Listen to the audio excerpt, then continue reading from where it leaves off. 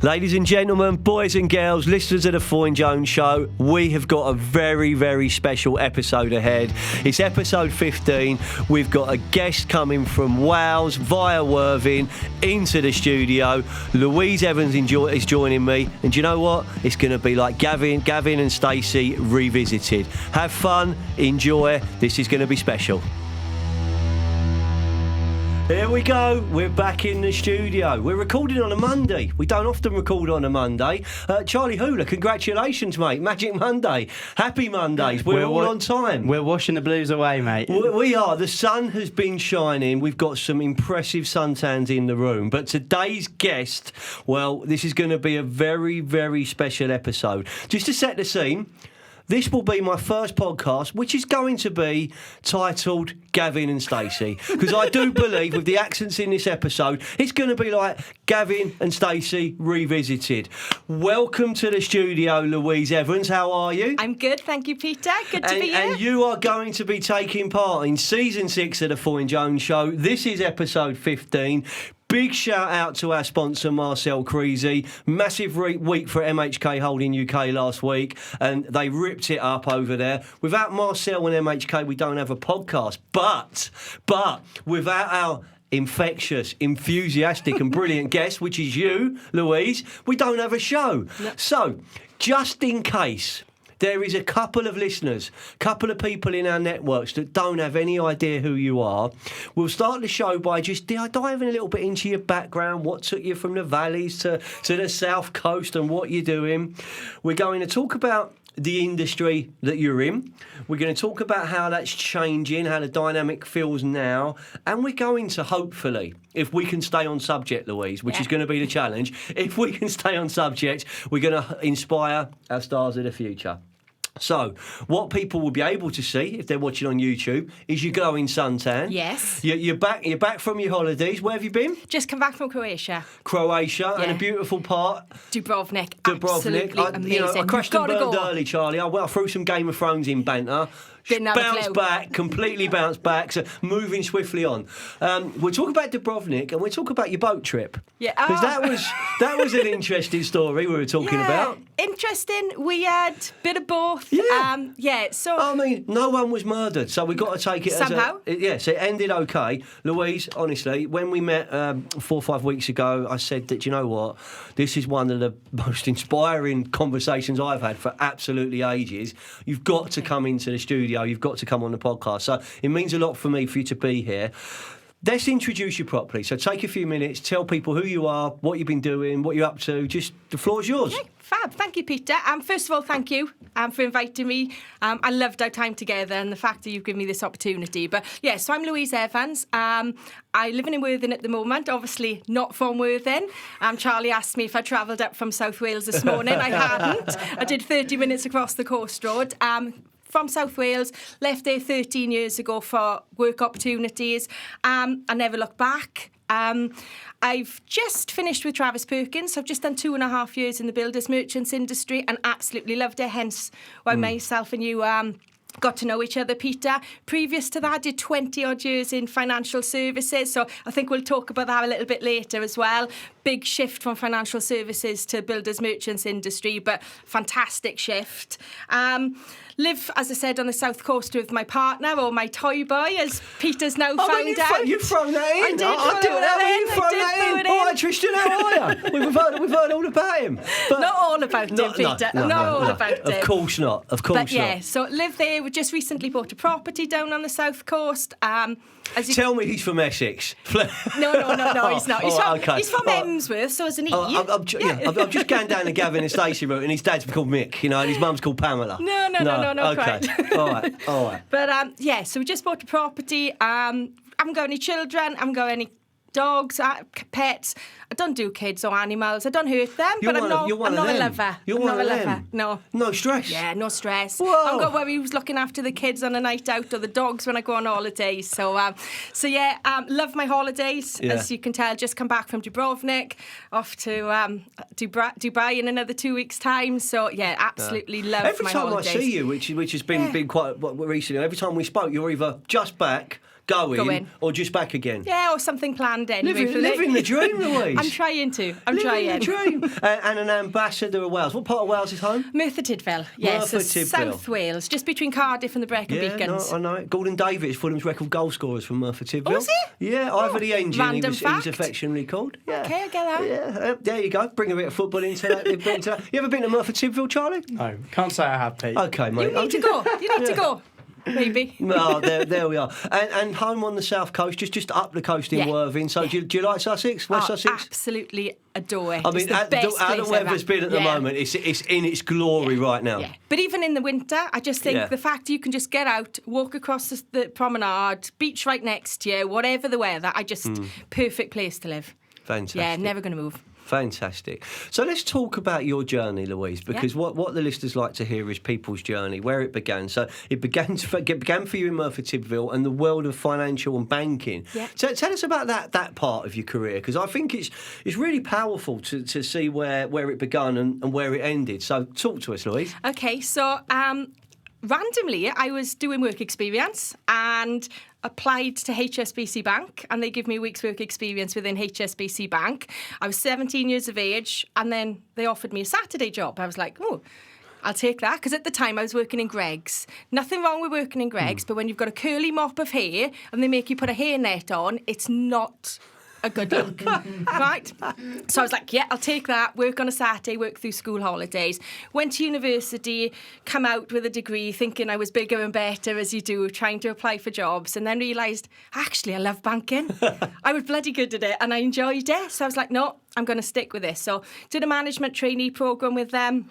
Became a branch manager at the age of 23 within HSBC, and literally... That's pretty impressive. Yeah. 2 years after I come out of university, in a small little town in Bargoed. I was going to ask, where was your first branch? It was the most random little branch ever. There was like 5 of us in a branch. Where was it? Bargoed.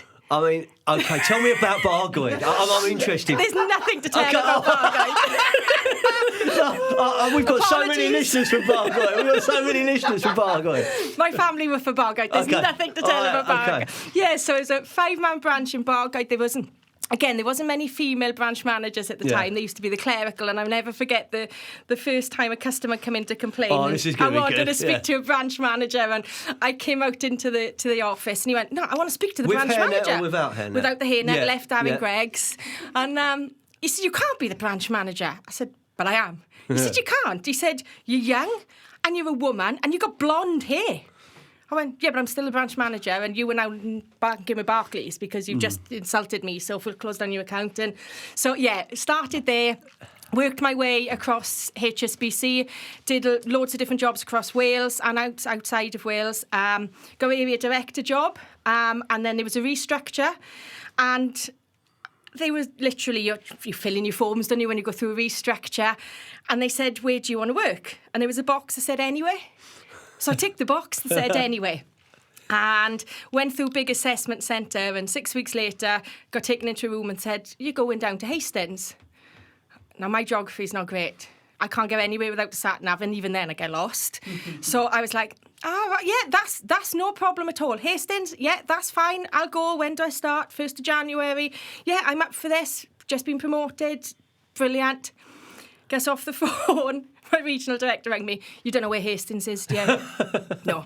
They were like, 1066. I was like, yeah, I know that. I did history.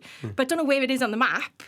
So packed my bags up 1st of January 2010. It was when the South Coast first saw snow. Remember when we had that really bad weather? Came down, did various roles within HSBC. Then got asked to launch M&S Bank. So set up and launch M&S Bank. So it was a secondment through HSBC. We went across and set up and opened 27 M&S branches. Fascinating. It was amazing. It was absolutely amazing. We did everything from writing policies to procedures to products to choosing uniform, to choosing pens and cups. It was fantastic, and we rolled them out. Did you enjoy the pens and cup choosing as much as the policy more writing? So, much more so. I'm just interested. Yeah, and the meetings with the FCA and all of that wasn't pleasant. But yes, did that and opened up 27 branches across the UK. within the larger M&S stores. I've seen them. Yeah, I've seen them. Yeah, they're different now. They've scaled it back a little bit, but fantastic opportunity, which just gives you that strategy piece, and absolutely loved it. And you get both sides of this coin. So you're working in finance, but retail as well. If you look at the strategy behind that, and imagine the leadership team at HSBC, the M&S brand, Marks and Sparks, it's got so much goodwill and trust that it makes real sense to expand their M&S money and that there. So. Yeah. So that was amazing. So that was you? Yeah. Oh, you did that? So that was amazing. It was brilliant. You got involved in things you don't even think that takes place until you're setting up a new business. So did that, went back to HSBC, and then Royal Bank of Scotland were going to divest, and they were going to open Williams and Glyn's. So because of my experience with HSBC and M&S, they asked me to go across, and I did. And in the end, they couldn't divest because of technology, and there was redundancies going on. And at the time, my dad was really poorly, and I just thought, I'm going to go. I've done 20-odd years in financial services. You could see where the future of it was going. And I thought, now's time to step out of this and take a bit of time off. Wow. So the initial plan was 15 months. It ended up being 21. Because, how many holidays do you have in that time? Oh, I can't count, to be honest. So, I knew that was coming. The first year was holiday. The second year was holiday. Panic. COVID. Oh, well, there you go. So I hit COVID. So obviously, first year I didn't even look at jobs, didn't even think about my career, just enjoyed it. And then the second year, I was like, what am I going to do? I want to do something different. Done finance for 20-odd years, loved it, but could see where it was going. Let's do something different. And an opportunity came up with Travis Perkins. And I was like, this is going to be interesting. Is it for me? Isn't it for me? I'd worked in the city with Mulberry handbags and 3-inch heels, and now I'm working in an industry with steel toe caps and a high-vis jacket. But actually, went along to the interview and assessment centre and absolutely fell in love with it. It's so different, but it is a business that you can truly be who you are in it. Yeah. The people are the best part about it. Absolutely fell in love with it, and 2.5 years later, still loving our industry. Wow. And do you know what, Louise? I mean, Travis is a huge part of my life. So 9 3/4 years. So I walked into Travis Perkins in Fulham, just turning 18, and spent 9 3/4 years there. And I shared that love. Some of the people that I still call boss, they're mentors, they're friends, and I've seen how they've dissected into the industry as it was. I think one of my best memories from Travis, and one of the most difficult times I had, is when I moved from West London to the West Country. And I literally went from working in London at Vauxhall branch, repping Vauxhall branch, which, if you know anything about the TP estate, Vauxhall's a big player, right? It's a big boy. So I went from repping there to going to the southwest region, which was a growing region, and part of my day job was going over the bridge. So I was the guy in the loan car that didn't have his tag, and I had all the problems back then when you had that going on. Yeah, but I remember the integration of so many keyline branches and independents along the M4. So at one stage I went to a place called Haverfordwest. Right, I didn't even know it existed. I thought it was in America. You just keep going. The motorway runs out. You keep going, and I met so many amazing people. And no, they couldn't understand my accent, and no, I couldn't understand them. And I had customers talking to each other in Welsh, and I was going, "This is a bit unfair." But you know what? That time, as much as it was, because I had a young family, my little boy's 25, was a baby, we moved. It was tough, but the friends I made and the experience I got there was fantastic. So I've always got a soft spot for that M4 corridor from Newport to Haverfordwest, the Kidwelly, Begellies, them places outside Scotland. You're making this up now, Peter. No, mate, Cumbrian, Eberval, these are all branches. Yeah, no, they are, I'm only joking. So it is, it's genuinely, and every now and then I get a post on LinkedIn, I get a message from someone, and he's like, a keyline manager or a keyline director, and like, do you remember when we did this? I'm like, that was, Jesus, that's over 20 odd years. Wow. I was there from 99, 2000, 2001, and I came back to London in 2002. So almost 4 years of my life. I wasn't based in Wales. I was based in a very fashionable part of the West Country, Junction 21 of the M5, just outside Weston-super-Mare. Rock and roll. Yeah. Rock and roll. Yeah, up there with Merthyr. Not quite. Bargoed, is that what you Bargoed. said? Up there with Bargoed, Bargoed. So, but I did so many great people, and it catapulted my career. And I think, similar to yourself, where you said, I'll go anywhere, I'll go Hastings. Where's Hastings?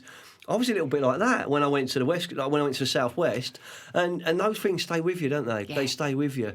But wow, you must have seen some, like, it must have just been not a baptism of fire, but just really different when you parachute into the builders merchant arena. Yeah.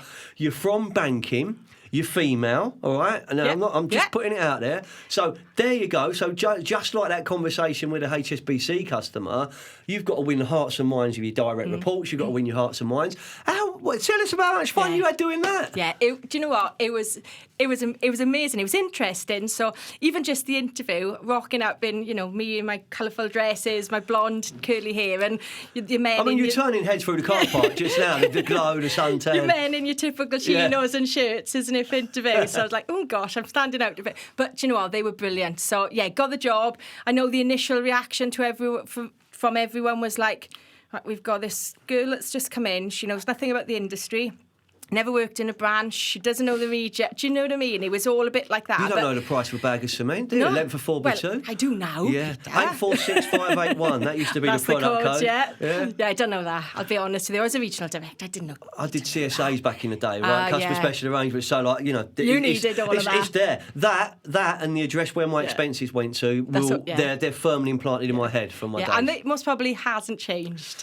And I think, so winning the hearts and minds is just being really honest with your team as well. Do you know what I mean? I'm not going to come in and pretend to be someone I'm not and pretend to know things that I don't know. It's giving them the respect that I'm here to do my job, and that's lead, to inspire and motivate you as individuals to, to be successful. Your job is to know the products and sell them. So, and I think it was just being really honest with the team and getting them on board with that and taking an interest in them as well. That's a really interesting point though, Louise, because if I look back on my merchant career, I'd say there were some things I was very good at, there was things I was rubbish at, and there was things I was okay at. I was never that good with products. No. Like, genuinely, I was not a technical expert. I was not a certain product expert. I didn't specialise in a certain range. But what I was very good at was becoming friends with people who did. So that's there. So what I'd imagine that gives you is you've got a real innocence in terms of the viewpoint. Yeah. So how can we improve? What does that do? What would you change? How could you do that better? What would you, what's your wish list? Yeah. And that's very open and must be refreshing for those around you when you're coming with that. Yeah, it was very much, because I had no answers to anything. Everything I was going was, well, why are we doing this? Why are we doing it that way? Why don't we try it this way? We've always done it that way. Yeah, but let's try it this way. Oh, I don't know about that. It's really interesting coming from financial services into there. You think financial services is detail and numbers, and it's not. Not in comparison to the builders merchants. It's, actually, whilst you've got the structure in financial services and the policies and the processes are there, so you've got that structure, you haven't got the numbers and the intensity that you've got in our builders merchants, and I love that side of things. But in the builders merchants, you haven't got that structure, so to speak. I would have loved to be in one of your branch manager meetings or sales meetings. Yeah. I would have loved it. They were all a bit random. We used to have warm-up games at the beginning. We used to play My Granny. My Granny went to Travis Perkins. Really? Yeah. Sometimes we did it with alcohol. Sometimes we did it with coffee. But yeah, my Granny went to Travis Perkins. You went very Nessa then. Just then, did I? Yeah. Can we do Stacey and on Nessa? Yeah. Where was Stacey? Don't really Charlie could be Uncle Bryn.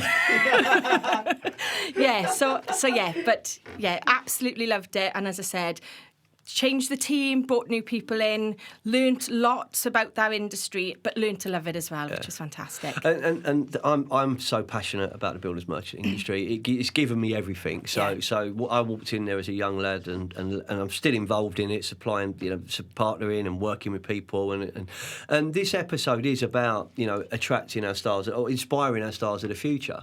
And with the series that way, a star of the future, it's a misconception to think it's someone starting an apprenticeship or someone leaving school or college. It could be someone coming in from a different sector, a different world to add something new. Yeah. And that's clearly what you've done. But you've got such a passion for it now, haven't you? Yeah. You've really sort of, you've submerged yourself into it and you're loving it. So yeah, definitely. I was really fortunate that somebody looked out of the norm within that sector and said, we'll take a chance. Yeah. And I'm really glad they did, because for me, this is my second career now. It's not, I did the financial, I did your 20 plus years there.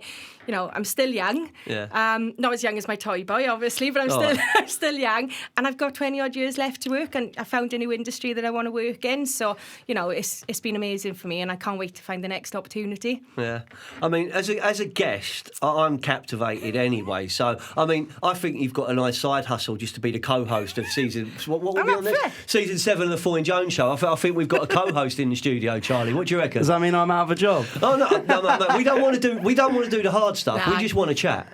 So we need you, Hula. So you're in. We got the co-host. We got the show. We'll go. We'll make it happen. Jobby's all good and we're all set. Yeah. No, listen. It is like an episode of Gavin and Stacey. You took us on a journey from Bargoed and Merthyr Tydfil through the world of banking into the builders merchants of West Sussex and beyond. Louise Evans, thank you for sharing so much. That was the first half of episode 15. When we get back, we're going to talk a little bit more about your holidays to Dubrovnik. Okay. We're going to talk about how you see the builders merchant industry now, what that dynamic looks like and feels like to you. And we're going to give advice to our stars of the future. You up for that? Perfect, yeah. We'll see you after the break.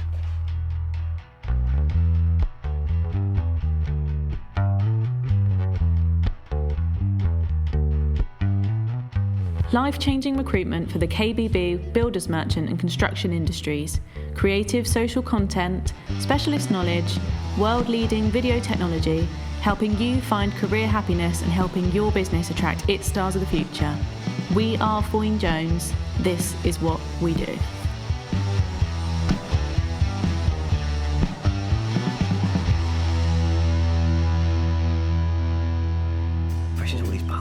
No idea what he's doing. Yeah. I've got the things here flashing. I just ignore it. Welcome back to episode 15. Stacey, aka Louise Evans, has stolen the show. This is now your podcast. It's now going to be your episode. Well, it is your episode anyway. But it's been an absolute pleasure. Without our listeners, without our connections, we don't have a show. But without people like you, Louise, we don't have fun, and we don't have conversations like this. You mentioned at the beginning of the show, and we spoke about it downstairs, you've just been on your holidays to Dubrovnik in Croatia. How was that? Fantastic. Weather good? If you've never been to Croatia, you've got to go. It is an amazing place, and the weather was gorgeous, as you can tell. I did explain to Louise, Charlie, I have been to Croatia once before, but Fulham were playing Hijack Split, so I didn't really see that much of Croatia. I remember a little bit of Split, and I remember the ground, and but it was and the bar. Yeah, and the bars, yeah. But you don't quite get the culture when you're going on football trips. But I think yours and mine's memory of Split might be quite similar from the holiday I had there a few years ago with all my mates. Yeah, but Louise has got a memory or something that's happened, and I'd love you to share it, just to say the things we do on holiday you would not do in the normal world. No. Tell us about your random boat trip and what happened. Yeah, so... This is fascinating, Charlie. So we decided to do a boat trip one day, and the woman in the apartments we were staying in recommended. We had a lovely little brochure, so it all looked legit, €50. Okay. Gets in a taxi, they just drops you off in the marina. Gets on a boat. No, welcome. No, this is where we're going. This is what we're doing. The boat just takes off. We stop somewhere random and picks people up. Then they tell you can go swimming for 30 minutes. Then you go somewhere. No instructions. We didn't even know where we were, other than I'm hoping we were still in Croatia. So we were having lunch. It was an all-inclusive boat trip. So we were going for lunch. So the second island that we stopped at was the lunch island. So 30 odd of us on this boat, and they said, right, off you get. Follow me. So we're just following the captain, who's got 30 people behind him with his hand in the air, going, follow me through this random island. There was no shops, there was no houses, there was just greenery, fields and I'm dust. thinking mass murder at this point. Well, you would never do that here, would you? No. If somebody said to you, come on, I'm going to take you for some lunch, but I'm not going to tell you where it is. You've got to get on a boat for it, and you just got to follow me and trust me. You'd go, no chance. But you know what? The sun was shining. There'd been a couple of beers. Of course there had. It was all inclusive. Yeah. And we did it. And we ended up going to this shack. That's all I can say. This deserted house where the captain cooked us a 3-course meal. And it was the best meal we'd had all holidays. It was absolutely stunning. We were on this long table with these random people we'd never met, eating this random meal.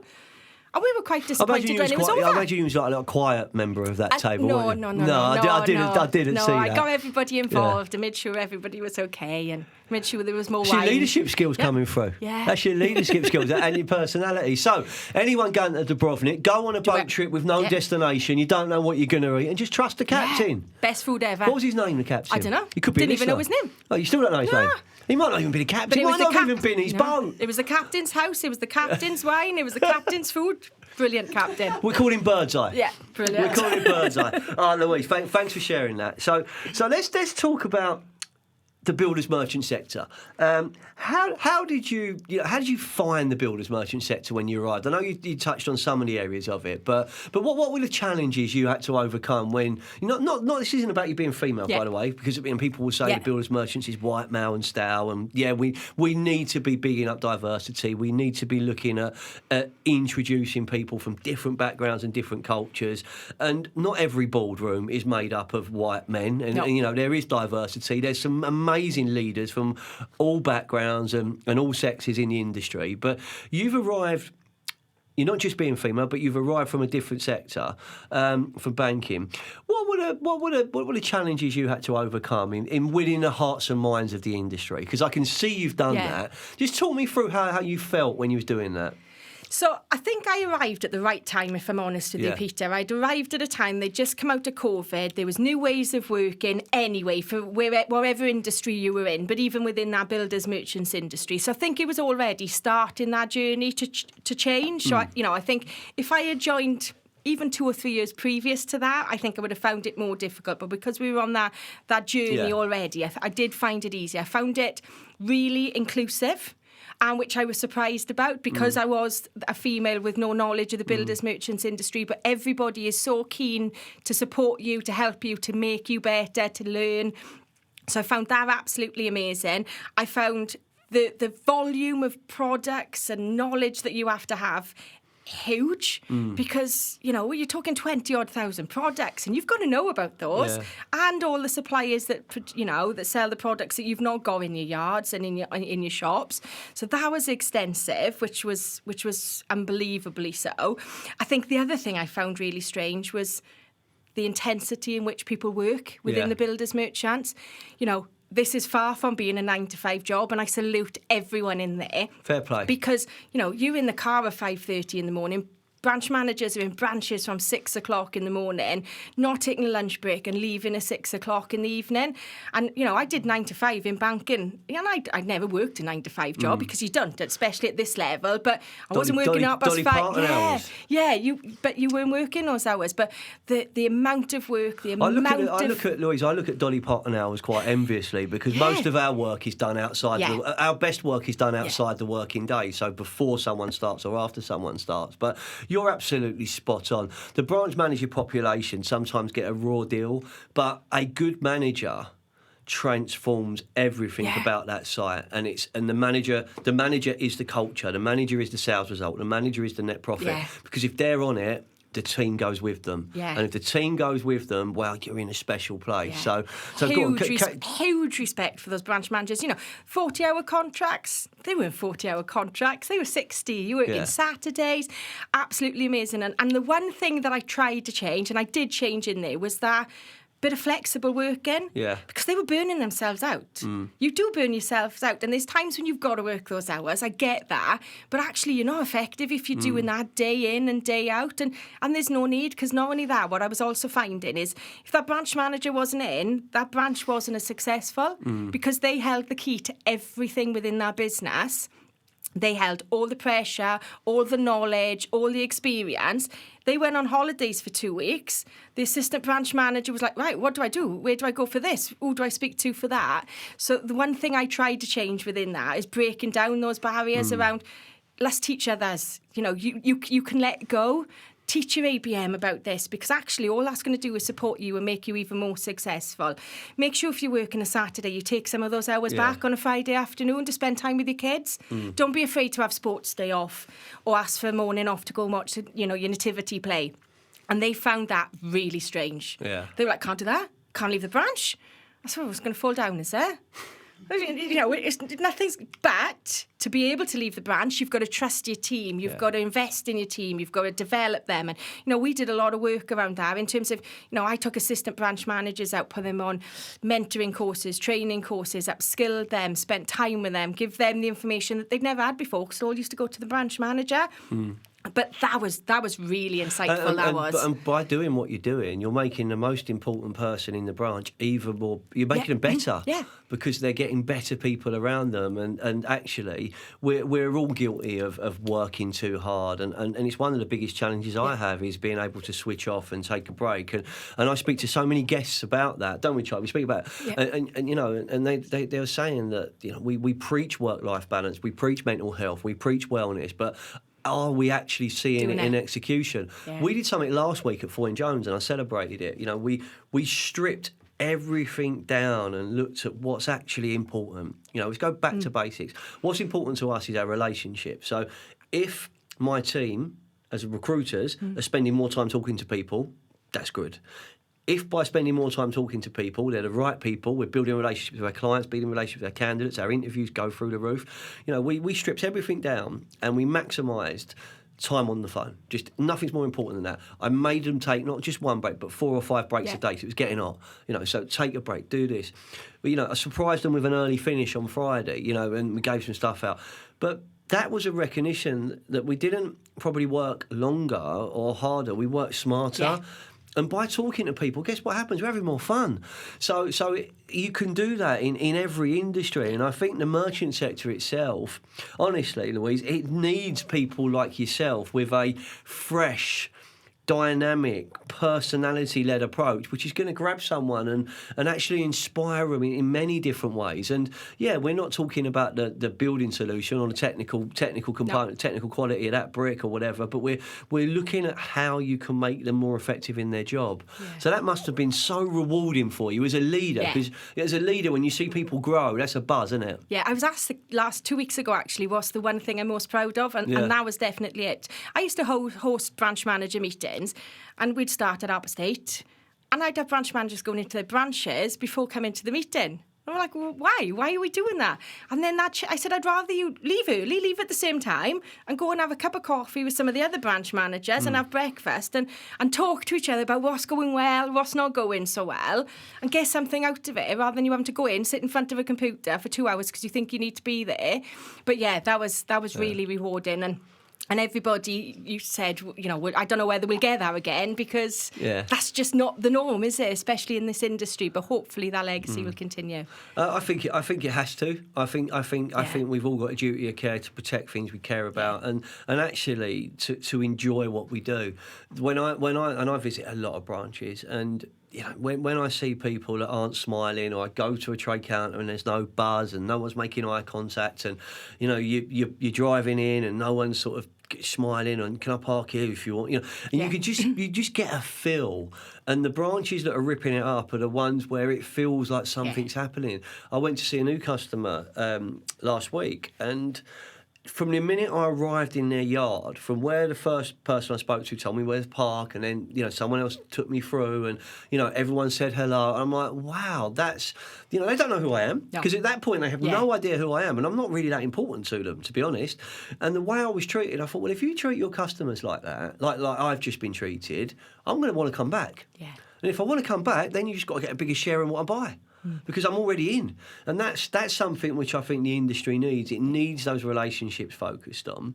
The dynamics of the industry, merchant industry. If you look at it from the outside in, what areas would you focus on improving next if you had a magic wand? Where would you be looking, Louise? I think working together. And even just within an organisation, I think they work quite separately. They're quite independent of each other. So and I like think branch A to branch B, branch so A to branch network, B, I think, you know, we can work so much better if we did it together as opposed to fighting each other. So I think that's a massive thing. I think the commercial aspect of it, so that buy-in piece, you know, there's so much work that needs to be done on there. At the moment, those suppliers are in charge. That, you know, they are the ones that control it, and what we're paying, what we're buying, what we're not buying, what deals we're getting. And actually, we need to flip that on the head. or at least work closer together so there's a fair balance for the suppliers and for our customers. So those would be the two areas, really. And if I was thinking of applying for a position in the builders merchant industry, not aware of it, I could, and I'm not saying I'm a school or college leaver, I'm just saying that it's an industry I'd like to explore. What would you say the merchant industry could offer me? A fantastic career. Yeah. So, individuals can come in at any level, whether you come in as a yard colleague on the trade counter or as I did as a regional director. The opportunities in this industry are endless. So if you want in a career, the industry is the amazing place to go. It's fun. It is absolutely fun. You build some fantastic relationships. You talked about your time back in Wales and on the south. I mean, I still talk about that like it was yesterday. Yeah. It was in 1999. Yeah. I know. I was in the West Country for the millennium, so that's a lifetime ago. Yeah, but you just make friends. They're such friendly people. They're open to building those relationships, supporting each other. If the chips are down, they've got your backs. Do you know, some of my closest friends, right, from Fulham, from London way, Fulham Putney, some of them are our customers. Yeah. And whilst you make friendships that last a lifetime, careers go in different ways. And I think now what I look at, and I mean this with love, I think that at times the builders merchant industry can be dangerously short of personalities. Yeah. Who we have in this room is an individual who's not short of personality. You're full of passion, you're full of personality. And right now, and I think this is something we can focus on, you're looking at keeping your career in this sector, aren't you? Yeah, definitely. Yeah.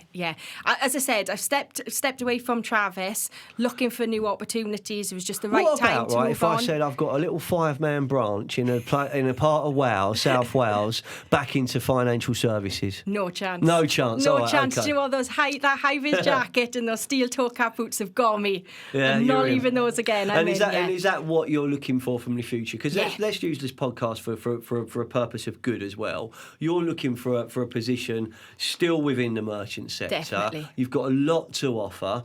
I think the industry needs people like you in it, Louise. So from my perspective, we as a business, Foyne Jones, me as a human being, Peter Raymond Jones. Nice Welsh surname as well. Let's put that in. I've not been able to find anyone Welsh in my family tree, but there has to be somewhere. Gotta be. There has to be somewhere. We will 100% support you because the sector needs people like you, Louise. No, I genuinely thank you. mean that. Yeah, no, and I want to be in this sector, and I think that's the difference, isn't it? Once you've got that buzz, you just want to be a part of it. It's just about finding the right next role. I would love to be working with you as a recruitment partner because I could be saying to my job seekers and the candidates that you are going to meet someone who's going to make you feel special. You're going to meet someone who's going to care about your development, and they're going to leave a positive memory with you. That's what I want when I'm introducing people. So I think we can make that happen. I think you've got the ability to make it happen, and it sounds like you're doing that anyway. Taking that one step further, and this is a really important part of the podcast. If you were to give some advice to people at different stages of their career, so our stars of the future, what advice would you give to them?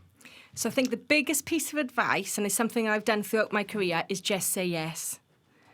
So if you're given an opportunity, just say yes. Worry about what the consequences are later. But if you're asked to go and run a different branch or to take up a secondment or try something different in a different branch, do it. You're never going to regret it. There might be bits of it you think, oh God, this isn't going so well. But the experience you get, the skills that you get, the people you'll meet from doing that will just help you thrive in whatever career you go in, whether you keep in that industry, within that business, or you move forward. I've done it. When I was in HSBC, will you do this branch? Yes. Will you move to this part of the country? Yes. Will you do M&S Bank? Yes. And it just makes such a difference to just be open to every opportunity.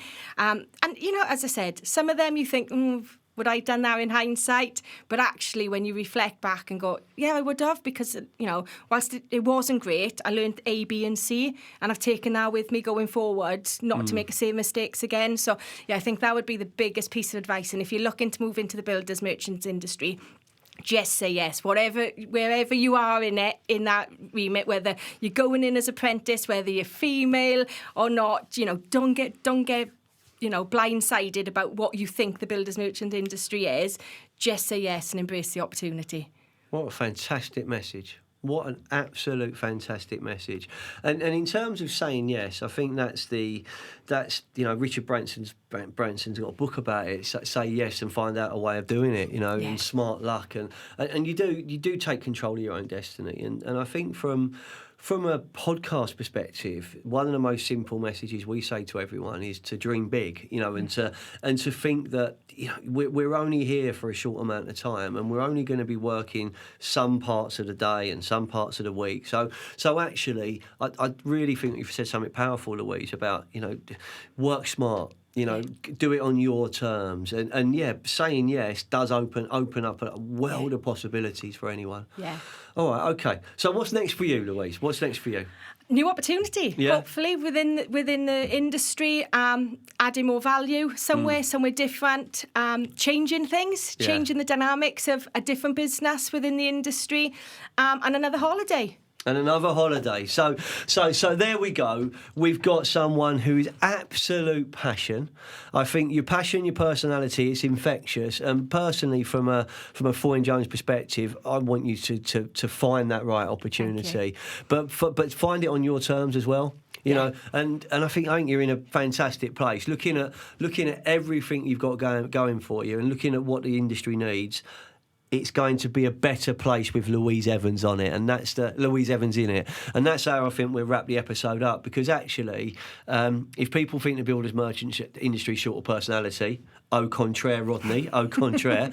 But for me, thank you so much for being part of the show today. I know it was a cheeky request because it wasn't really on the radar when we spoke, I just thought, wow, you've got something really powerful to offer, and the story again of 20 years in financial services into being a director in a builder's merchant. Let's just break this down, boys and girls. You're leading a team of branch managers who have got their respective teams. You don't know the products, you don't know the sector, you don't know the industry, and you ripped it up and you want more of it. Yeah. You're going to be absolutely successful. Louise, thank you so much for being part of the show. I want you to promise me one thing. You're going to come back. Definitely. Yeah, Thank you're going to come back. Yeah, we're going to definitely get you back on for series 7. It'll be when we go again, Charlie. It'll be series 7. I think you're absolutely fantastic. Loved hearing about Murpha. Loved hearing about financial services. That, sadly, is the end of episode 15. With Louise Evans, we have been inspiring our stars of the future and just explaining why the builders merchant industry is such a fantastic place. Definitely. Thanks for listening. We will see you next time on the Foyne Jones Show.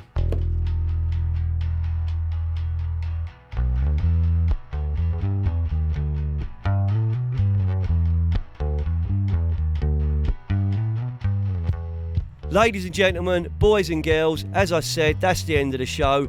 Thanks for listening. Make sure you check out next week's episode as we will keep inspiring our stars of the future.